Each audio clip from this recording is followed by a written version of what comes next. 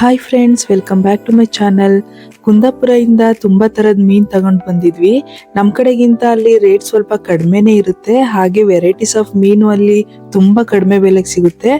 ಅದಕ್ಕೆ ಅಲ್ಲಿಂದ ಪಾಂಫ್ರೆಟ್, ಅಂಜಲ್, ಹೊಳೆಬೈಗೆ ಮೀನು, ಕ್ರ್ಯಾಬ್ಸ್, ಪ್ರಾನ್ಸ್, ಮರುವಾಯಿ ಅಂದ್ರೆ ಕಪ್ಪೆ ಚಿಪ್ಪು ಎಲ್ಲಾನು ತಂದಿದ್ರು. ಅದಕ್ಕೆ ಎಲ್ಲಾನು ತೊಳೆದು ಕ್ಲೀನ್ ಮಾಡಿಟ್ಟು ಡೈಲಿ ನಮ್ಗೆ ಏನ್ ಬೇಕು ಅದನ್ನ ಮಾಡ್ಕೊಳ್ಳೋಣ ಅಂತ ಫ್ರೀಜರ್ಗೆ ಇಟ್ಟೆ ಫ್ರೆಂಡ್ಸ್. ಇವತ್ತು ಅದರಲ್ಲಿ ಹೊಳೆಬೈಗೆ ಮೀನಿನ ಸಾಂಬಾರ್ ಮಾಡೋಣ ಅನ್ಕೊಂಡಿದೀನಿ. ಇದು ಸಾಂಬಾರ್ಗೆ ತುಂಬಾ ಚೆನ್ನಾಗಿರುತ್ತೆ. ಹೊಳೆಬೈಗೆ ಮೀನಿನ ಸಾಂಬಾರ್ ತುಂಬಾನೇ ಟೇಸ್ಟಿ ಆಗಿರುತ್ತೆ ಫ್ರೆಂಡ್ಸ್. ಸೊ ಬನ್ನಿ ಇವತ್ತು ನಮ್ಮ ಮನೇಲಿ ಮೀನಿನ ಸಾಂಬಾರ್ನ ನಾನು ಹೇಗ್ ಮಾಡ್ತೀನಿ ಅಂತ ನಿಮಗೆ ತೋರಿಸ್ತೀನಿ. ಅದಕ್ಕೂ ಮುಂಚೆ ಇನ್ನು ಯಾರೆಲ್ಲ ನನ್ನ ಚಾನೆಲ್ ಸಬ್ಸ್ಕ್ರೈಬ್ ಮಾಡದೆ ಈ ವಿಡಿಯೋ ನೋಡ್ತಿದ್ದೀರೋ ಅವರೆಲ್ಲ ದಯವಿಟ್ಟು ಸಬ್ಸ್ಕ್ರೈಬ್ ಮಾಡ್ಕೊಂಡು ಈ ವಿಡಿಯೋ ನೋಡಿ ಅಂತ ಕೇಳ್ಕೊಳ್ತಾ ಮೀನಿನ ಸಾಂಬಾರ್ನ ಸ್ಟಾರ್ಟ್ ಮಾಡೋಣ ಬನ್ನಿ. ಮೀನ್ ಸಾಂಬಾರ್ಗೆ ಬಾಯ್ಲ್ಡ್ ರೈಸ್ ಅಂದ್ರೆ ಕುಸಲಕ್ಕಿ ಅನ್ನ ತುಂಬಾ ಚೆನ್ನಾಗಿರುತ್ತೆ ಅಂತ ಅದನ್ನ ಒಂದ್ 3 ಸಲ ತೊಳೆದು 2 ಗಂಟೆ ಕಾಲ ನೆನೆಯಕ್ಕೆ ಇಟ್ಕೊಂಡಿದೀನಿ ಫ್ರೆಂಡ್ಸ್. ನೆನ್ಸಿ ಮಾಡಿದ್ರೆ ಬೇಗ ಬೇಯುತ್ತೆ ಅಂತ ಮೊದ್ಲೇ 2 ಗಂಟೆ ಕಾಲ ನೆನ್ಸ್ಬಿಟ್ಟು ಮೊದಲಿಗೆ ನಾನಿಲ್ಲಿ ಕ್ಲೀನ್ ಮಾಡಿ ಇಟ್ಕೊಂಡಿರೋ ಮೀನಿಗೆ ಅರ್ಧ ಸ್ಪೂನ್ ಅಷ್ಟು ಅರಿಶಿಣ, ಅರ್ಧ ಸ್ಪೂನ್ ಅಷ್ಟು ಉಪ್ಪು ಮತ್ತೆ ಅರ್ಧ ಸ್ಪೂನ್ ಅಷ್ಟು ಖಾರದ ಪುಡಿ ಹಾಕಿ ಚೆನ್ನಾಗಿ ಮಿಕ್ಸ್ ಮಾಡ್ಕೊಳ್ತಾ ಇದ್ದೀನಿ. ಈ ತರ ಮೊದ್ಲೇ ಮಿಕ್ಸ್ ಮಾಡಿ ಇಟ್ಕೊಂಡಿರೋದ್ರಿಂದ ಮೀನಿಗೆ ಉಪ್ಪು, ಖಾರ, ಮಸಾಲೆ ಎಲ್ಲ ಚೆನ್ನಾಗಿ ಹಿಡ್ದಿರುತ್ತೆ. ಸಪ್ಪೆ ಸಪ್ಪೆ ಅನ್ಸಲ್ಲ. ಮೀನು ಉಪ್ಪು ಖಾರದ ಜೊತೆ ನೆನೆಯೋ ಅಷ್ಟರಲ್ಲಿ ನಾವು ಮಸಾಲೆಗೆ ರೆಡಿ ಮಾಡ್ಕೊಳ್ಳೋಣ ಬನ್ನಿ. ನಾನಿಲ್ಲಿ ಫ್ರೈಯಿಂಗ್ ಪ್ಯಾನ್ಗೆ 1/4 ಚಮಚದಷ್ಟು ಮೆಂತ್ಯ ಕಾಳು, ಅರ್ಧ ಸ್ಪೂನ್ ಜೀರಿಗೆ, 1/4 ಸ್ಪೂನ್ ಮೆಣಸಿನ ಕಾಳು, 8 ಲವಂಗ, 2 ಪೀಸ್ ಅಷ್ಟು ಚಕ್ಕೆ ಹಾಕೊಂಡು ಅದನ್ನ ಫ್ರೈ ಮಾಡ್ಕೊಳ್ತಾ ಇದ್ದೀನಿ. ಅದು ಸ್ವಲ್ಪ ಬಣ್ಣ ಬದಲಾಯಿಸುವಷ್ಟು ಮಾತ್ರ ಫ್ರೈ ಮಾಡ್ಕೊಳ್ಳಿ, ಜಾಸ್ತಿ ಸೇರಿಸಬೇಡಿ. ಈ ಟೈಮಲ್ಲಿ 3 ಟೇಬಲ್ ಸ್ಪೂನ್ ಅಷ್ಟು ಧನಿಯಾ ಬೀಜ ಹಾಗೆ ಒಣಮೆಣಸಿನ್ಕಾಯಿ ನಿಮ್ ಖಾರಕ್ಕೆ ತಕ್ಕಂತೆ 1 ಮುಷ್ಟಿಯಷ್ಟು ಹಾಕೊಂಡು ಫ್ರೈ ಮಾಡ್ಕೊಳ್ಳಿ. ನಮ್ಮನೆ ಧನಿಯಾ ಪೌಡರ್ ಮತ್ತೆ ಖಾರದ ಪುಡಿ ಇರೋದ್ರಿಂದ ನಾನು ಇಲ್ಲಿ ಇವಾಗ ಫ್ರೈ ಮಾಡ್ಕೊಂಡಿರೋ ಎಲ್ಲಾನು ಮಿಕ್ಸಿ ಜಾರ್ಗೆ ಹಾಕೊಳ್ಳಿ.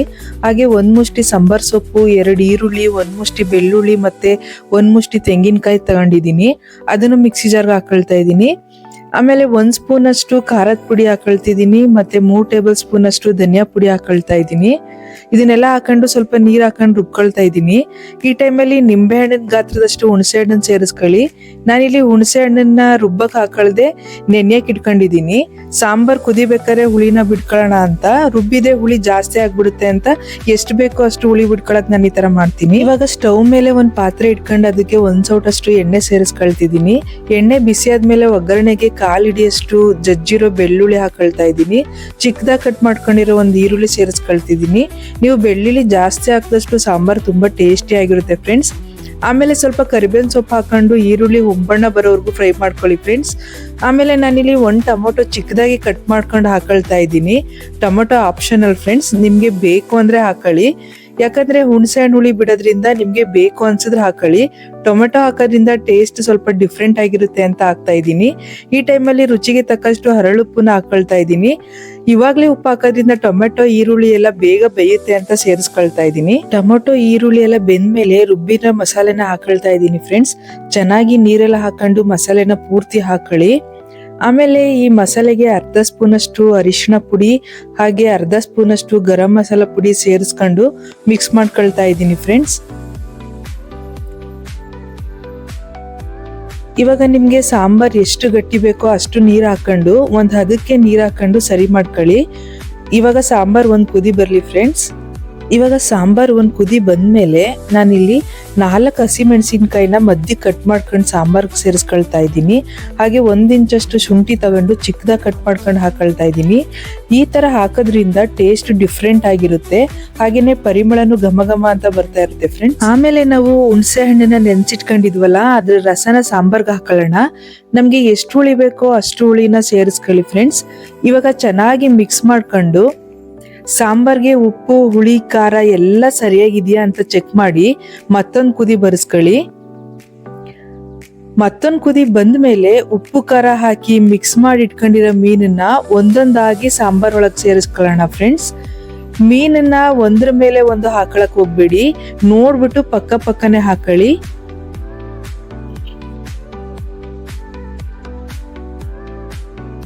ಇವಾಗ ಪ್ಲೇಟ್ ಮುಚ್ಚಿ 1-2 ರಿಂದ 3 ನಿಮಿಷ ಬೇಯಿಸ್ಕೊಳ್ಳಿ ಸಾಕು. ಸೌಟ್ ಹಾಕಿ ತಿರ್ಗಿಸ್ಕೊಳಕ್ ಹೋಗ್ಬೇಡಿ. ತಳ ಹಿಡಿದೇ ಇರೋ ತರ ಪಾತ್ರೆನ ಹಿಡ್ಕೊಂಡು ನಿಧಾನಕ್ಕೆ ಈ ತರ ಅಲ್ಲಾಡಿಸ್ಕೊಳ್ಳಿ. ಜಾಸ್ತಿ ಬೇಯಿಸ್ಬೇಡಿ. 3 ನಿಮಿಷದೊಳಗೆ ಮೀನೆಲ್ಲ ಬೆಂದ್ಬಿಡುತ್ತೆ. ಬಾಯಲ್ಲಿ ನೀರುರಿಸೋ ತುಂಬಾ ಟೇಸ್ಟಿಯಾದ ಮೀನ್ ಸಾಂಬಾರ್ ರೆಡಿಯಾಗಿದೆ ಫ್ರೆಂಡ್ಸ್. ಪರಿಮಳನು ಕೂಡ ಘಮ ಘಮ ಅಂತ ಬರ್ತಾ ಇತ್ತು ಫ್ರೆಂಡ್ಸ್. ನೋಡಿ ಮೀನು ಕೂಡ ಹದವಾಗಿ ಬೆಂದಿದೆ. ಜಾಸ್ತಿ ಬೇಯಿಸ್ಕೋಬೇಡಿ, ಇಷ್ಟು ಹದವಾಗಿ ಬೇಯಿಸ್ಕೊಂಡ್ರೆ ಸಾಕು. ಇವಾಗ ಸ್ಟವ್ ಆಫ್ ಮಾಡ್ಕೊಳ್ಳೋಣ. ಸಾಂಬಾರ್ ರೆಡಿ ಆಗಿದೆ.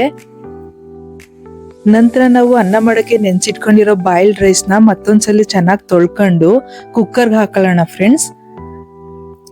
ಕುಕ್ಕರ್ ಅಲ್ಲಿ 3 ವಿಷಲ್ ಬರ್ಸ್ಕೊಳ್ಳಿ. ಚೆನ್ನಾಗಿ ಬೇಯಬೇಕು, 1 ವಿಷಲ್ಗೆ ಬೇಯಲ್ಲ. 2 ರಿಂದ 3 ವಿಷಲ್ ಬೇಯಿಸ್ಕೊಳ್ಳಿ ಫ್ರೆಂಡ್ಸ್. ಸ್ವಲ್ಪ ನೀರ್ನು ಕೂಡ ಜಾಸ್ತಿ ಹಾಕೊಂಡು ಬೇಯಿಸ್ಕೊಳ್ಳಿ. ಕೆಲವೊಬ್ರು ಬಾಯ್ಲ್ಡ್ ರೈಸ್ ಮಾಡ್ಬೇಕಾದ್ರೆ ಅನ್ನನ ಬಸಿತಾರೆ, ಮತ್ತೆ ಕೆಲವೊಬ್ರು ನೀರ್ ಇಂಗಿಸ್ತಾರೆ. ನಾನಿಲ್ಲಿ ನೀರ್ ಇಂಗಿಸ್ಬಿಟ್ಟು ಅನ್ನ ಮಾಡ್ತಾ ಇದ್ದೀನಿ ಫ್ರೆಂಡ್ಸ್. 3 ರಿಂದ 4 ವಿಷಲ್ ಬಂದ್ಮೇಲೆ ಸ್ಟವ್ ನ ಆಫ್ ಮಾಡ್ಕೊಳ್ಳಿ. ಒಂದೇ ವಿಷಲ್ ಅಲ್ಲಿ ಅನ್ನ ಬೇಯಲ್ಲ, ಹಂಗಾಗಿ 3 ರಿಂದ 4 ವಿಷಲ್ ಬರ್ಲಿ. ಅನ್ನ ಮಾಡ್ಬೇಕಾದ್ರೆ ನಾನಿಲ್ಲಿ ರುಚಿಗೆ ತಕ್ಕಷ್ಟು ಉಪ್ಪು ಸೇರಿಸ್ಕೊಂಡಿದ್ದೀನಿ ಫ್ರೆಂಡ್ಸ್. ಇವಾಗ 3 ವಿಷಲ್ ಬಂದಿದೆ, ಇದಾಗಿದೆ. ಟೇಸ್ಟಿ ಆದ, ಸ್ಪೈಸಿ ಆದ, ಎಲ್ಲರಿಗೂ ಇಷ್ಟ ಆಗೋ ಮೀನಿನ ಸಾಂಬಾರ್ ಬಾಯ್ಲ್ಡ್ ರೈಸ್ ಜೊತೆ ಸವಿಯಲು ಸಿದ್ಧವಾಗಿದೆ ಫ್ರೆಂಡ್ಸ್.